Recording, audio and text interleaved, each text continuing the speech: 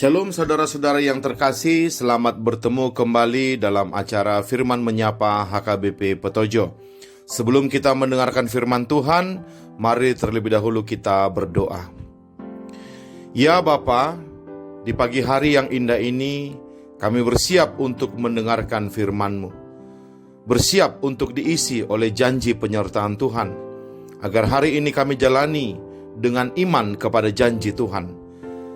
Berfirmanlah ya Bapa, kami siap mendengarkan. Dalam nama Yesus kami berdoa. Amin.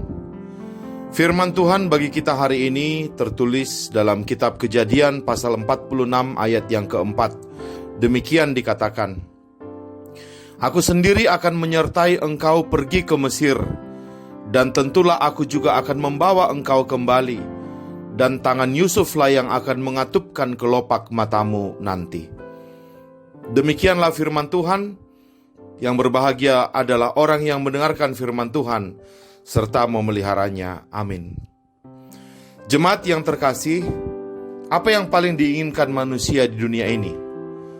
Kebutuhan paling dasar dari setiap orang adalah kepastian hidup yang di dalamnya mencakup rasa aman dan rasa nyaman. Orang mencari uang sebanyak-banyaknya, tujuannya sebenarnya supaya dia memiliki kepastian hidup di masa depan. Itulah harapan manusia. Walaupun tidak selalu dengan uang, kepastian hidup kita dapatkan.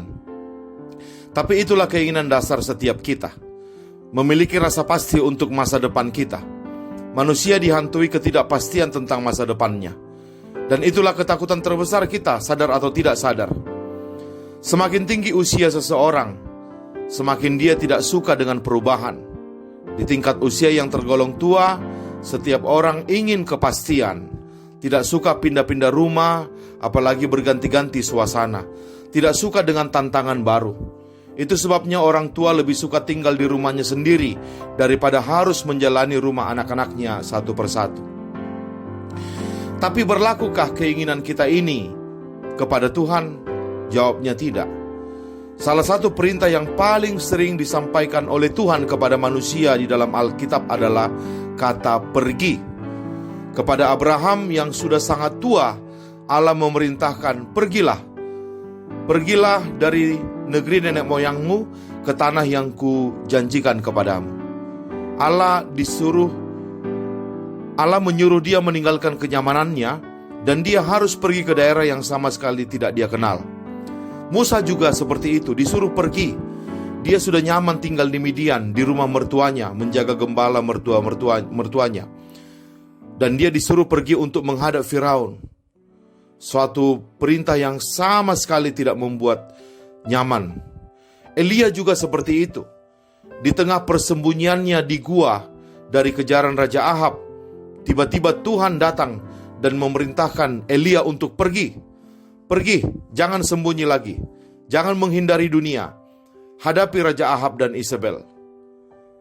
Dan kita pun orang Kristen diperintahkan untuk pergi. Di Matius 28 ayat 19 Tuhan Yesus berkata, Pergilah, jadikanlah semua bangsa muridku, dan baptislah mereka ke dalam nama Allah Bapa, Anak, dan Roh Kudus.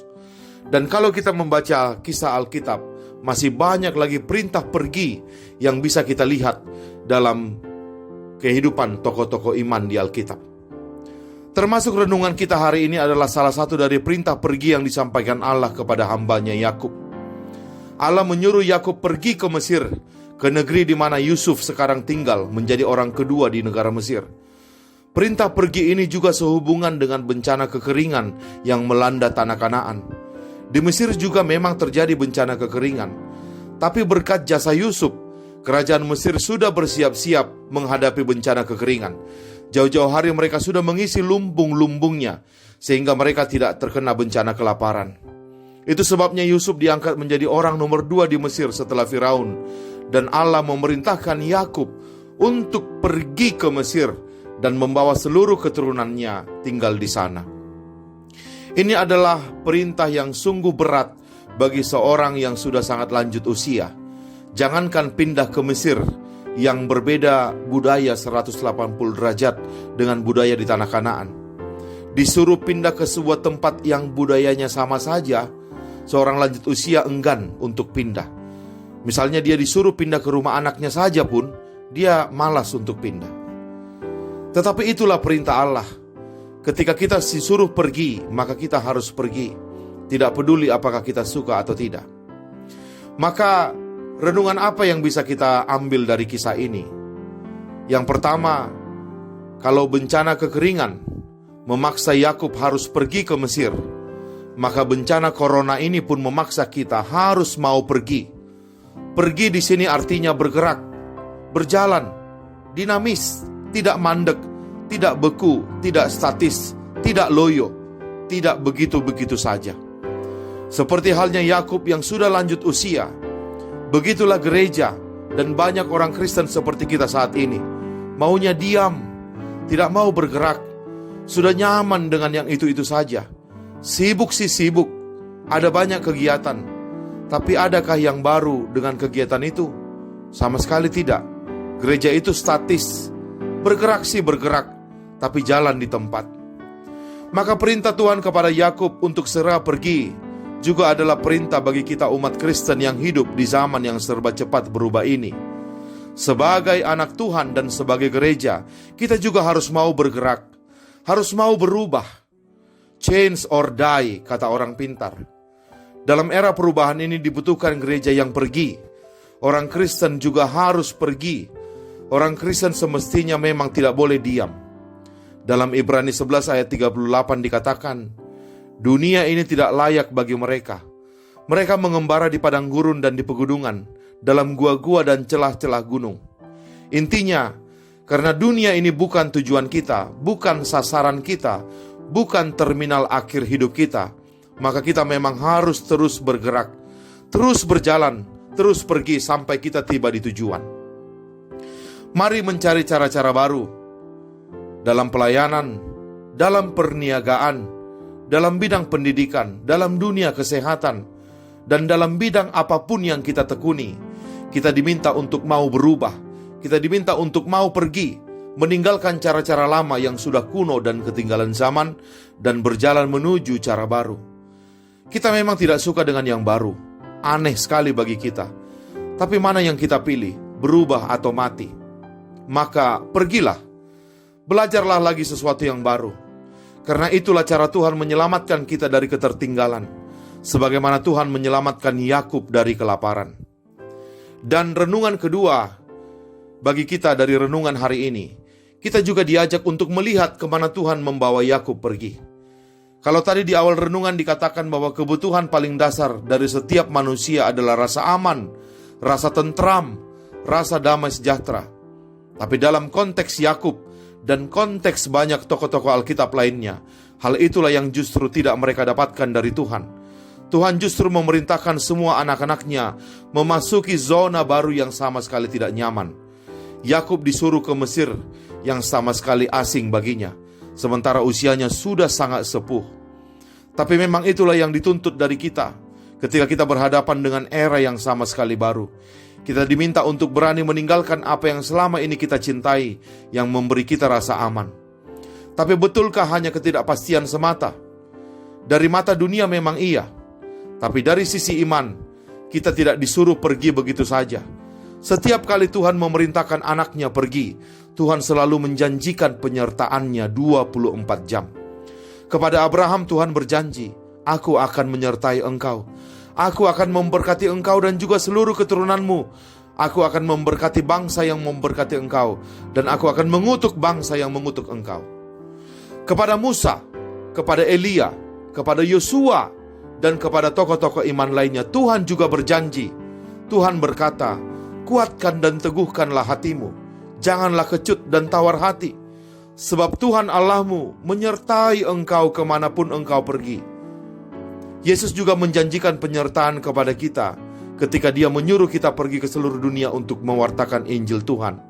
Tuhan Yesus berkata, aku akan menyertai engkau sampai kepada kesudahan segala zaman. Dan kepada Yakub pun Tuhan berkata, aku sendiri akan menyertai engkau pergi ke Mesir, dan tentulah aku juga akan membawa engkau kembali, dan tangan Yusuflah yang akan mengatupkan kelopak matamu nanti. Bahkan Tuhan tahu apa yang paling dikhawatirkan Yakub kalau dia pergi ke Mesir. Yakub takut akan mati di Mesir dan akan dikuburkan di tanah Mesir, bukan di tanah perjanjian Tuhan. Itu sebabnya dari awal Tuhan sudah menjanjikan, sudah meyakinkan Yakub. Selain menjanjikan penyertaan, Tuhan juga berjanji bahwa Tuhanlah yang akan membawa Yakub kembali ke tanah Kanaan. Dan Tuhan memastikan Yusuflah yang akan menutup kelopak matanya kelak kalau dia nanti mati. Itu bisa kita baca di ayat renungan kita hari ini. Dan kalau kita baca kisah Yakub, semua janji Tuhan itu terlaksana. Tidak ada satupun janjinya kepada Yakub yang tidak dikenapi. Maka seperti halnya Tuhan menjanjikan penyertaannya kepada Yakub, demikian juga Tuhan berjanji untuk menyertai kita senantiasa sampai kepada kesudahan zaman. Dan bukankah itu yang paling kita butuhkan menghadapi dunia yang berubah-ubah ini? Gejolak di hati kita selalu membuat kabur pandangan kita ke depan. Kita cemas, kita takut, kita bertanya-tanya akan seperti apa masa depanku kelak.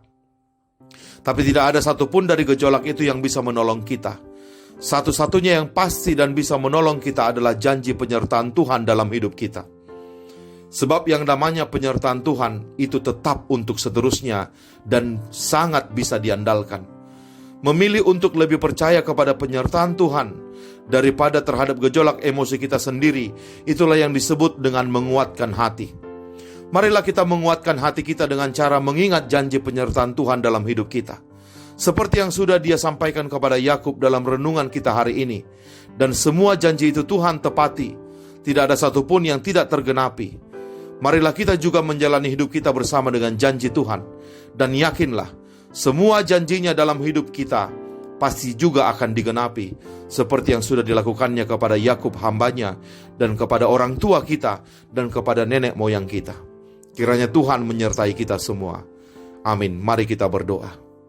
Terima kasih Bapa untuk penguatan yang Tuhan berikan kepada kami. Melalui kisah Yakub di mana Tuhan berjanji akan menyertai dia. Tuhan berjanji akan membawa dia kembali ke tanah Kanaan. Dan Tuhan berjanji Yusuf, anak kesayangannya itulah yang nanti akan menutup kelopak matanya kelak kalau dia mati. Maka demikian jugalah Tuhan berjanji kepada kami, individu lepas individu, bahwa Tuhan akan menyertai kami kemanapun kami pergi. Yang penting kami berjalan bersama dengan Tuhan, menghadapi perubahan dunia ini. Jangan biarkan kami meninggalkan Engkau Tuhan.